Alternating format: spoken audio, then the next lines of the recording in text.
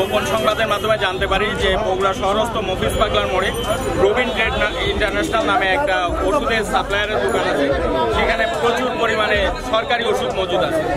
আমরা এই সংবাদের ভিত্তিতে আমরা এই অফিসে আসি এবং অফিসে এসে রবিনকে ডেকে আনি। জিজ্ঞাসাবাদ রবিনকে অফিসে পেয়ে তাকে জিজ্ঞাসাবাদ করি, তার গোডাউনের ভিতরে পেয়ে জিজ্ঞাসাবাদ করলে যে প্রথমে কোনো এই করিনি, পরে আমরা গোডাউনটা দেখতে চাই এবং সে তখন স্বীকার করে যে হ্যাঁ এখানে সরকারি ওষুধ আছে। এরপরে আমরা আপনাদের সংবাদ দিছি এবং সম্মানিত সিভিল সার্জন মহোদয়কেও সংবাদ দিছি, উনিও আসছেন। আসার পরে তো আপনারা দেখতে পেলেন যে কি পরিমাণে সরকারি ওষুধ এখানে জমা। এই ওষুধগুলো এখন আমরা জব্দ করব এবং এইটার সম্পর্কে আইনগত যে আইনগত ব্যবস্থা, নিয়মিত মামলা রুজু করবো, আইনগত ব্যবস্থা।